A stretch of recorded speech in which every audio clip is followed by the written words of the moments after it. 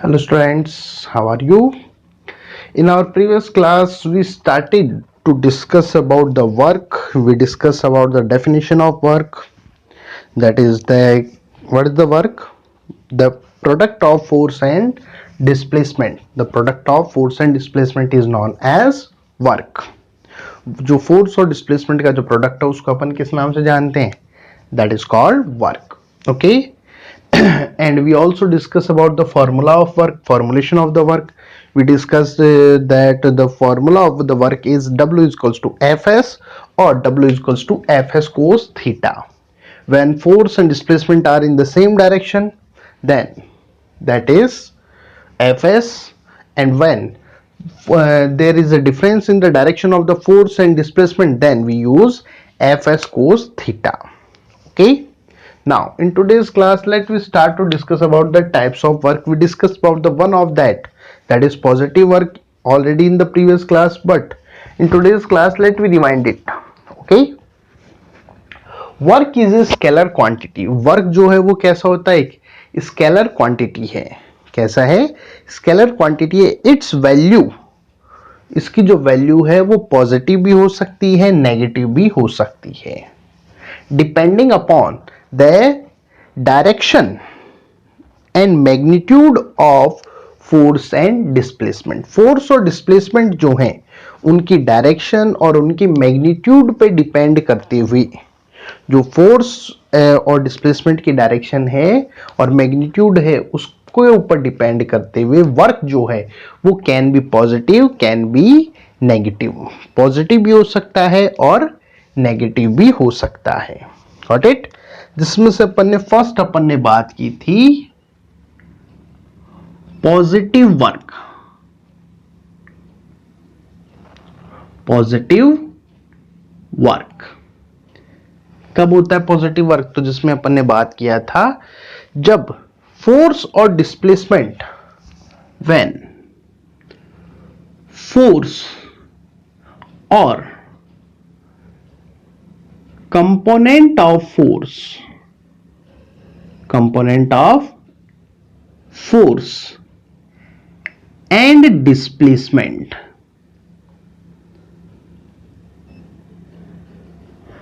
are in same direction. जब दोनों same direction में हो, दोनों जब सेम डायरेक्शन में हो तो जो वर्क होता है वो कैसा होता है? पॉजिटिव होता है. जैसे अपन बात करनी, मान लीजिए दैट इज एन ऑब्जेक्ट. एक ऑब्जेक्ट है, इसके ऊपर फोर्स लगाया, मान लीजिए दैट इज एफ. इस एफ फोर्स के कारण से ऑब्जेक्ट जो है वो एस डिस्टेंस ट्रेवल कर लिया. कितना चल लिया? Travelled S distance. कितना चला है? एस डिस्टेंस वो ट्रेवल किया. तो इस कंडीशन में अपन बात करें तो देखो फोर्स वर्क का फॉर्मूला होता है एफ एस कोस थीटा. अब यहां पर अपन बात करें तो theta is equals to 0 degree, क्योंकि दोनों सेम डायरेक्शन में है. दोनों किस में आ गए? सेम डायरेक्शन में. क्लियर? और यू नो दैट कोस 0 जो है उसकी वैल्यू कितनी होती है? 0 डिग्री की 1. तो ये जब अपन पुट करेंगे तो W इज इक्वल्स टू क्या आ जाता है? That is F S. Positive value आई है तो ये सिचुएशन कौन सी है? That is positive work. Got it? इसके एग्जांपल्स में अपन बात करें तो जैसे एक ऑब्जेक्ट है वो फ्री फॉलिंग कर रहा है, यानी कि अंडर ग्रेविटी वो नीचे की साइड में ट्रेवल कर रहा है. तो इस साइड, इस सिचुएशन में लगने वाला force downward, object is also travelling downward. तो फोर्स और डिस्प्लेसमेंट दोनों के डायरेक्शन क्या है? सेम. इसलिए वर्क कैसा होगा? पॉजिटिव. या एक ऑब्जेक्ट है, उसके ऊपर अपन ने पुश किया या इसको पुल किया, तो अपन ने जो फोर्स लगाया है, मस्कुलर फोर्स सॉरी जो अपन ने फोर्स लगाया है उसकी डायरेक्शन कौन सी है? दैट. और ऑब्जेक्ट चल भी किधर रहा है? In the same direction. तो इस कंडीशन में भी वर्क कैसा होगा? That is positive. कैसा होगा? पॉजिटिव. Got it? सेकंड होता है negative work. Second one is negative work. ये कब होता है? जब फोर्स और डिस्प्लेसमेंट दोनों एक दूसरे के अपोजिट डायरेक्शन में हो। व्हेन फोर्स या component of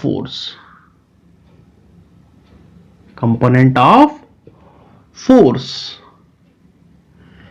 and displacement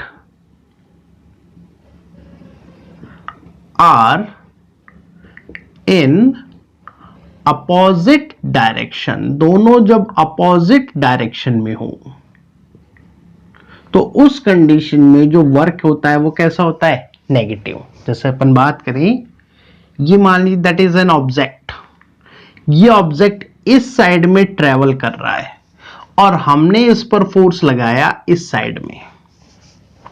object travel जो कर रहा है उसके अपोजिट डायरेक्शन में अपन ने क्या लगाया? फोर्स। इस कंडीशन में इनके बीच का जो एंगल है वो कितना आया है? 180 degree. You know that W is equals to Fs cos theta.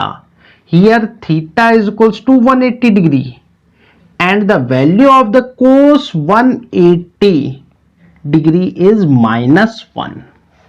जो cos 180 डिग्री है उसकी आंसर कितना होता है? -1। तो ये यहां पे लिखें तो W is equals to कितना आएगा? -Fs। वर्क कितना आ जाएगा? That is -Fs। Got it? तो इस कंडीशन में जो वैल्यू जो आ रही है वो कैसी आ रही है हमारे पास? नेगेटिव। ये सिचुएशन क्या कहलाती है? That is comes in the category of negative work. Got it? Understand? Next upon consider, इसके एग्जांपल्स अपन कंसिडर करें तो जो फ्रिक्शन फोर्स जो लगता है, फ्रिक्शन फोर्स का जो वर्क है वो हमेशा कैसा होगा? दैट इज नेगेटिव, क्योंकि फ्रिक्शन फोर्स हमेशा मोशन के अपोजिट लगता है। जैसे अपन ये एक ऑब्जेक्ट है, ये एक सरफेस के ऊपर ट्रेवल कर रहा है, तो जब ये ऑब्जेक्ट इधर ट्रेवल करता है, जो फोर्स ऑफ फ्रिक्शन है, फ्रिक्शन, वो हमेशा मोशन की क्या रहेगा? अपोजिट। तो फ्रिक्शन ने जो वर्क किया है वो कैसा होगा? नेगेटिव। Got it? आपने मस्कुलर वर्क किया है, आप फोर्स लगा रहे हैं, वो तो पॉजिटिव है, लेकिन जो फ्रिक्शन का जो वर्क है वो कैसा है? That is negative. एक ऑब्जेक्ट पे मल्टीपल वर्क कंसीडर किए जाते हैं तो उसमें से ये वाला है। Got it? इसी तरह से अपन कोई भी मूविंग व्हीकल है उसमें जब अपन ब्रेक्स अप्लाई करते हैं तो ब्रेक्स जो है वो फ्रिक्शन, मान लो ये टायर इधर मूव कर रहा है तो फ्रिक्शन जो है वो इसके अपोजिट डायरेक्शन में, क्योंकि टायर ग्रिप करेगा तो अपोजिट डायरेक्शन में इसमें वर्क करता है, तो that is also comes in the category of negative. या इसी तरह से एक कोई ऑब्जेक्ट आपकी तरफ आ रहा है तो आपने उसको पुश किया, या ऑब्जेक्ट आपसे दूर जा रहा है आपने उसको पुल किया, तो जो मोशन है उसके अपोजिट आपने वर्क किया है। ऑब्जेक्ट आपकी तरफ आ रहा था, आपने पुश किया, या ऑब्जेक्ट उधर जा रहा था, आपने उसको पुश किया, ऑब्जेक्ट उधर जा रहा है और आपने उसको पुल किया, तो उस कंडीशंस में, दोनों ही कंडीशन में आपने जो फोर्स लगाया है वो मोशन के अपोजिट है, तो वो किस कैटेगरी में आएगा? That come in the category of negative work. या एक ऑब्जेक्ट ऊपर की साइड में ट्रेवल कर रहा है, आपने उसको बॉल को या किसी भी ऑब्जेक्ट को ऊपर की साइड में आपने थ्रो किया, तो मोशन की डायरेक्शन ये है। ग्रेविटेशनल फोर्स या जिसको अपन वेट बोलते हैं वो किधर लगेगा? अपोजिट। भाई वेट जो है वो एक तरीके का फोर्स ही तो होता है, तो वेट या जिसको अपन बोलते हैं ग्रेविटेशनल फोर्स, तो इसकी डायरेक्शन इस मोशन की क्या है? हमेशा अपोजिट, तो वो भी क्या है? That is negative work. तो वो किस कैटेगरी में आएगा? Negative work.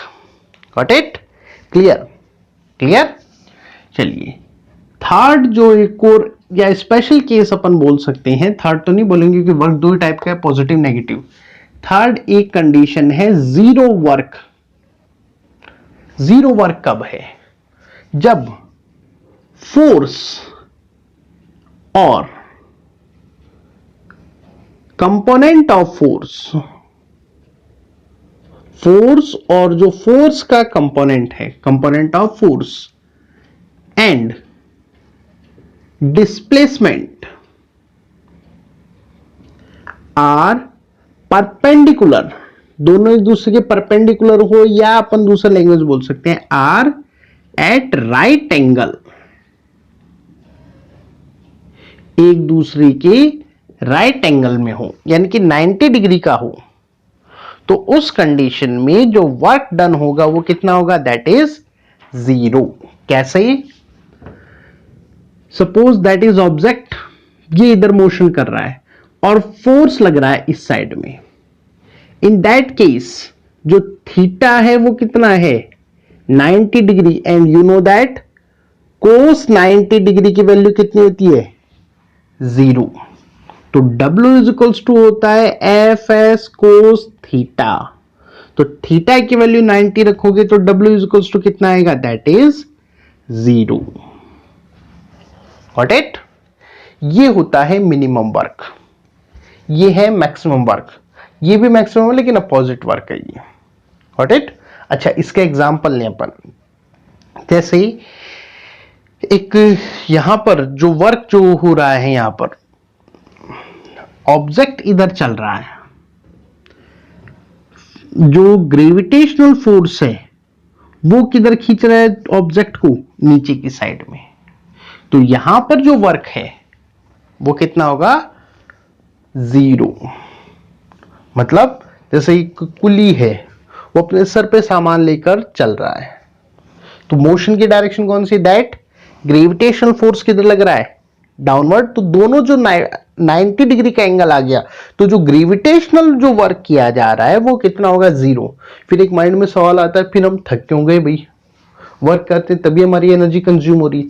भाई यहां पर ग्रेविटेशनल फोर्स का वर्क 0 हुआ है, बाकी जो फोर्सेज है जैसे कि फ्रिक्शन फोर्स, उसके अगेंस्ट तो हमें वर्क करना ही पड़ रहा है। जो फ्रिक्शन फोर्स है जो आपको चलने नहीं दे रहा, उसके अगेंस्ट ही तो आप मस्कुलर पावर यूज कर रहे हैं। तो जो फ्रिक्शन फोर्स है वो 0 नहीं है, कौन सा है, ग्रेविटेशनल जो वर्क किया गया है दैट इज 0। इसी तरह से एक ऑब्जेक्ट सर्कुलर मोशन में है, ऑब्जेक्ट क्या कर रहा है, सर्कुलर मोशन। सर्कुलर मोशन जब भी ऑब्जेक्ट करेगा तो जो लगने वाले फोर्स की डायरेक्शन होती है, सेंट्रीपिटल फोर्स, उसकी डायरेक्शन होती है टुवर्ड्स द सेंटर। किधर होगी, towards the centre. And you know that direction जो है मोशन की वो क्या रहती है, उस पॉइंट पे ड्रॉ होने वाली टेंजेंट। तो इन दोनों के बीच का एंगल कितना है, 90 डिग्री, यानी कि यहां पर भी वर्क कितना होगा, दैट इज 0। Got it? तो ये जो कुछ सिचुएशंस हैं जहां पर वर्क कितना हो जाता है, 0। ओके, अब इन तीनों को समराइज अपन करें तो ये सारा का सारा देखो, एफ और एस की वैल्यू न्यूमेरिकल वैल्यू पे तो डिपेंड है ये कि भाई अपन ने फोर्स लगाया और ऑब्जेक्ट डिस्प्लेस ही नहीं हुआ, तो ऑटोमेटिकली 0 होगा। मैं उसकी बात नहीं कर रहा, अपन पर्टिकुलरली बात करेंगे किसकी, इस थीटा की। थीटा की बेसिस पर हमारे पास 3 सिचुएशंस हैं। थीटा जो है वो 90 हो सकता है, कितना हो सकता है, 90 डिग्री, या थीटा जो है वो हो सकता है less than 90 degree, sorry greater than हो गया ये, less than 90 degree. Okay, theta जो है वो मोर देन 90 से लेकर जो 180 है उसकी सिचुएशन। अब जब अपन थीटा 90 रखते हैं तो you know that cos theta की वैल्यू कितनी हो जाती है, 90 की वैल्यू 0। ये है 0 कंडीशन। अगर एंगल 0 से हायर और 90 के बीच में है, या इसको थोड़ा सा सिंपल लैंग्वेज में अपन लिखें, थीटा क्या क्या पॉसिबल है, 0 थीटा जो है वो 0 से ग्रेटर देन और 90 से लेसर देन हो, 0 से ग्रेटर देन और 90 से लेसर, या 0 भी अपन कंसिडर कर देते हैं, सीधा सीधा ले लें अपन, थीटा 0 से लेकर लेस देन 90 है, 0 डिग्री से लेस देन 90 है, तो उस कंडीशन में पॉजिटिव वर्क होगा। अगर थीटा 90 डिग्री है दैट इज 0, और अगर थीटा ग्रेटर देन 90 टू 180 के रेंज में आ रहा है तो दैट इज नेगेटिव। अब आप बोलोगे 270, भाई 270 अगर अपन चले, मान लो ये ऑब्जेक्ट है, ये हो गया हमारा 90, आ गया 180, अब आप बोलो 270 की रेंज में भी तो चले, तो 270 की रेंज में अपन चले तो एक तरीके से यही तो अपोजिट वापस हो गया, कुछ जरूरी थोड़े अपन ऐसे चले, ऐसे चल लो। Got it? 270 को ये भी तो कर सकता हूं, ये लो भाई 90। Got it? तो ये कोई वो थीटा नहीं है कि भाई उधर से पूरा अपन लेकर ही चले, नॉर्मल डायरेक्ट अपन उसको सॉल्व कर सकते हैं। क्लियर? हालांकि ये कर्व काफी ज्यादा हाई लेवल पे जाता है, अपने राजस्थान बोर्ड में नहीं है। अपने राजस्थान बोर्ड में इतना ही अपने को कंसिडर करना होता है कि पॉजिटिव कब है, नेगेटिव कब है और जीरो कब है। तो पॉजिटिव जब ठीक दोनों सेम डायरेक्शन, नेगेटिव जब अपोजिट डायरेक्शन, और जीरो जब दोनों एक दूसरे के परपेंडिकुलर होते हैं। Got it? क्लियर? इसके बाद आता है यूनिट ऑफ वर्क। वर्क की यूनिट्स क्या होती है? What are the unit of work? 1 minute. Now next is unit of work. Work is equals to क्या था? Force into displacement. Work is equals to क्या था? Force into displacement. ओके, अगर force की SI unit, system international unit की अपन बात करें तो फोर्स की यूनिट होती है न्यूटन।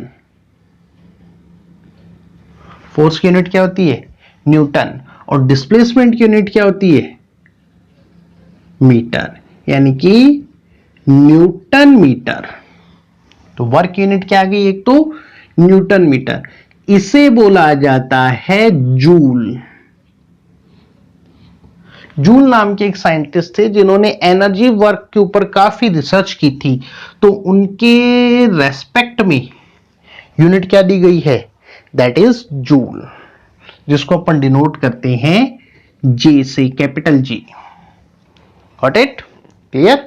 अब यहां पर डायरेक्ट क्वेश्चन आता है, definition of 1 joule. 1 joule work की डेफिनेशन दीजिए। देखो W इज इक्वल्स टू है हमारे पास F इंटू एस। अब यहां पर वैल्यू 1 आए उसके लिए इनकी वैल्यूज कितनी कितनी होनी चाहिए? 1 1, क्योंकि 1 इंटू 1 ही 1 हो सकता है। तो अपन बोले if F is equals to 1 Newton and S is equals to 1 meter, then W is equals to 1 Joule। तो उस कंडीशन में वर्क कितना होगा? 1 जूल। यानी कि अपन बोल सकते हैं if an object is displaced 1 meter, अगर एक ऑब्जेक्ट 1 मीटर डिस्प्लेस्ड हो, कितना हो? 1 मीटर डिस्प्लेस्ड हो। कब? जब 1 न्यूटन फोर्स लगाया जाए। कब? जब 1 न्यूटन फोर्स लगाया जाए, तो उस कंडीशन में अगर वो 1 मीटर डिस्प्लेस होता हो, then the work done is 1 joule. तो जो किया गया वर्क है वो कितना होगा? 1 जूल होता है। Got it? क्लियर? अब यहां पर एक और यूनिट है वर्क की जिसको अपने को कंसिडर किया जाता है, जिसको अपने को कंसिडर करना होता है। वर्क इन अर्ग। अर्ग जो है, जो अपन ने यूनिट लिखी है जूल, ये है इसकी एसआई यूनिट। अर्ग होता है सीजीएस यूनिट। सीजीएस यूनिट वो है जिसमें डिस्टेंस को सेंटीमीटर में, मास को ग्राम में और टाइम को सेकंड में मेजर किया जाता है। Different type of units world के अंदर थी। जैसे अपन बात करें तो CGS, MKS, FPS, ये फर्स्ट लेंथ के पैरामीटर्स हैं, सेकंड मास के और थर्ड टाइम के। Centimetre, metre, foot, gram, kilogram, pound, second second second, time के लिए एक यूनिट रखी गई थी। तो ये अलग अलग हैं। इसमें से MKS को, मोस्ट ऑफ MKS का यूज किया जाता है SI में। Got it? तो जिसमें डिस्टेंस मीटर में, मास किलोग्राम में और टाइम सेकंड में मेजर किया जाता है। ओके, अब यहां पर इसकी एक और यूनिट जो अर्ग है, यहां पर पूछा जाता है अर्ग क्या है। ओके, अब अपने को बताना होता है कि 1 जूल जो फोर्स है, 1 जूल जो वर्क है, वो कितने अर्ग के इक्वल होता है। देखो 1 जूल अर्ग जो है ये भी वर्क की यूनिट है, जैसे जूल था वैसे ही अर्ग भी यूनिट है। अब वो है किसके इक्वल, वो अपने को फाइंड आउट करना है। 1 जूल इज इक्वल्स टू क्या होता है, 1 न्यूटन इंटू 1 मीटर। ये तो आया अपने पास, तभी तो 1 आया। अच्छा, इन CGS सिस्टम के अंदर 1 न्यूटन जो है, 1 न्यूटन जो है वो होता है 10⁵ डाइन। डाइन है, डाइन है, यह नहीं है। ओके, कहीं तुम अपने पहुंच जाओ स्टार प्लस पर, ठीक है, तो दैट इज डाइन। तो 10⁵ डाइन ये किसके इक्वल होता है, दैट इज 1 न्यूटन। इसी तरह से 1 metre, you know that 1 metre is equal to, अगर मैं इसको सेंटीमीटर में कन्वर्ट करूं तो दैट इज 100 सेंटीमीटर। अच्छा, इस 100 सेंटीमीटर को 10⁻² सेंटीमीटर लिखा जा सकता है। तो ये वैल्यूज अगर मैं यहां पे पुट करता हूं तो 1 जूल इज इक्वल्स टू हो जाएगा 10⁵ dyne into 10⁻² centimetre, means 10⁻7। Mathematical values एक साइड ले ली, डाइन इंटू सेंटीमीटर, और डाइन सेंटीमीटर जो होता है वो इक्वल्स टू कहलाता है अर्ग। तो डाइन सेंटीमीटर की जगह अपन क्या ले सकते हैं, अर्ग।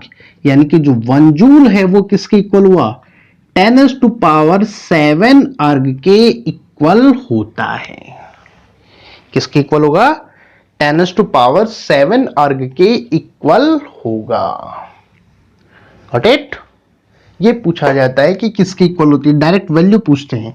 डिराइव भी करवा सकते हैं, किसके बराबर होगा डिराइव करके बताइए, तो I think you can do. Okay, चलिए नेक्स्ट जो आता है, इसी में छोटा सा टॉपिक है, वर्क अंडर ग्रेविटी। ग्रेविटी के अंदर जब वर्क किया जाता है तो उसको अपन कैसे कैलकुलेट करते हैं। वर्क अंडर ग्रेविटी या gravitational force, you know that W is equals to होता है Fs। Work is equals to क्या होता है, force into displacement. According to the second law of motion, second law of motion जो अपन ने 9th class में पढ़ा था, फोर्स इज इक्वल टू होता है mass into acceleration. Force is equal to क्या होता है, मास इंटू एक्सेलरेशन। ये वाली वैल्यू अगर अपन यहां पे पुट करें तो W इज इक्वल टू क्या हो जाएगा, MAS।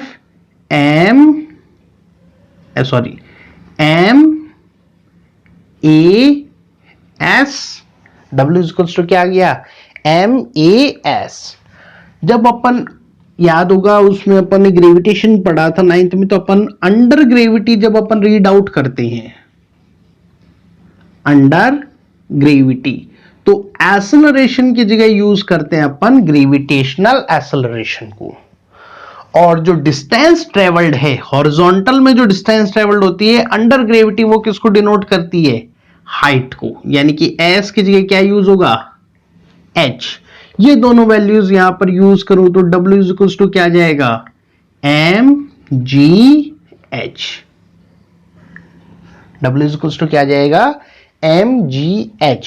तो this is the formula, this is the formula to calculate the work done under gravity. Under gravity जो वर्क डन है उसको कैलकुलेट करने के लिए अपन किस फॉर्मूले का यूज करते हैं, that is mgh. Got it, clear. यहां पर पूरा होता है अपना वर्क चैप्टर का फर्स्ट पोर्शन. अब इस पे कुछ न्यूमेरिकल्स हैं जिनको अपन डायरेक्टली, अपन बहुत इजी न्यूमेरिकल्स आते हैं वर्क पर. अगर केवल डायरेक्टली वर्क पर ही पूछा है तो बहुत इजी न्यूमेरिकल्स हैं, तो उनमें से अपन 2 न्यूमेरिकल जो अपनी बुक के इनसाइड दिए हुए हैं उनको अपन कंसिडर करते हैं. फर्स्ट दिया हुआ है पेज नंबर 148 पर. जो पेज नंबर 148 है उसके ऊपर एग्जाम्पल फर्स्ट दिया हुआ है जो डायरेक्ट इस फॉर्मूले के ऊपर बेस्ड है. क्वेश्चन क्या है, during a tour you put a bag of 12 kilogram from ground to your back at 1.5 metre height. एक टूर के दौरान आप 12 किलोग्राम का जो आपका बैग है उसे ग्राउंड से उठाकर अपनी जो बैक है यानी कि पीठ है जो ग्राउंड से 1.5 मीटर ऊपर है उस पर आप उसको रखते हैं. Okay, calculate the work done assuming z is equals to 10 metre per second square. आपको वर्क डन कैलकुलेट करना है एज्यूम करते हुए कि जो ग्रेविटेशनल एक्सेलरेशन है वो कितना है, 10 metre per second square. Got it. यानी कि आपको एक तो मास दिया हुआ है यानी कि m आपको गिवन है दैट इज 12 किलोग्राम.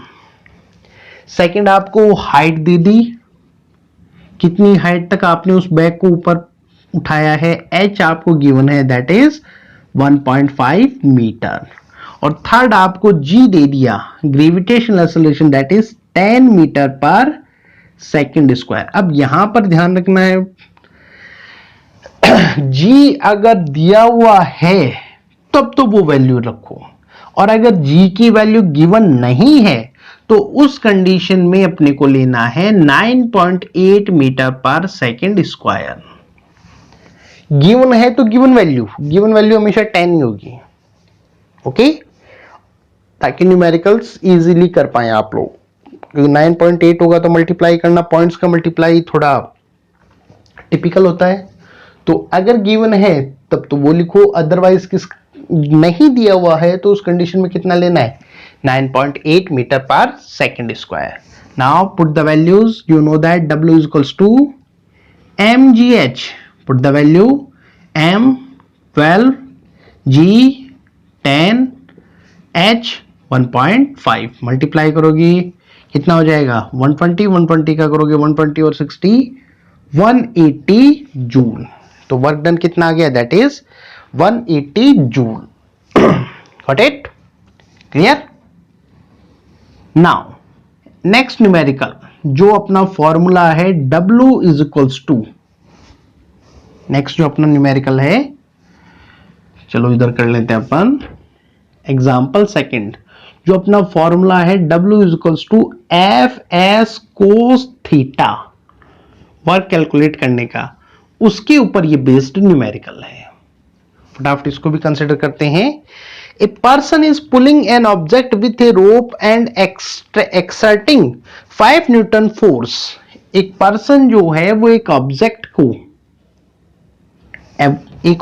के ऊपर 5 न्यूटन फोर्स लगाता है रोप से, in such that the rope is making an angle 30 degree from the horizontal.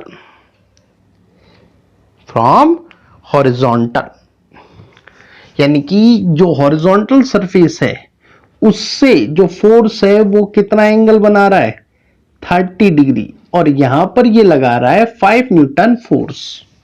आगे क्वेश्चन बोल रहा है calculate the work done in displacing this object to 20 metre. अगर ऑब्जेक्ट 20 मीटर डिस्प्लेस होता है तो बताइए वर्क डन कितना होगा. आपको कोस 30 डिग्री की वैल्यू दे रखी है दैट इज √3/2 या जिसको अपन पूरा सॉल्व करते हैं तो वो आती है 0.866। ओके, अब यहां पर डायरेक्ट आपको वैल्यूज रखनी है। W इक्वल्स टू क्या है, एफ एस कोस थीटा। तो W equals to F given है 5s कितना है 20, और कोस थीटा कोस 30 डिग्री, कोस 30 की वैल्यू आप रखोगे तो ये तो हो गया 100, और कोस 30 की वैल्यू रखोगे तो दैट इज 0.866। मल्टीप्लाई कर दो तो आंसर कितना आ जाएगा, दैट इज 86.6 जूल। तो इसका आंसर कितना होगा, दैट इज 86.6 जूल इसका आंसर हमें ऑब्टेन होता है। ओके, तो ये था अपना पूरा जो लास्ट क्लास, कल वाली क्लास और आज जो अपन ने स्टडी किया, दैट इज वर्क। अपने मैंने बताया भी था चैप्टर में 3 पोर्शंस हैं, वर्क, एनर्जी, पावर। पावर वही है जो इलेक्ट्रिकल पावर में अपन ने पूरा रीड आउट किया था, तो उसको रिवाइज करेंगे अपन। तो first portion work completed, second portion energy जिसको अपन स्टडी करेंगे from the next class. Okay.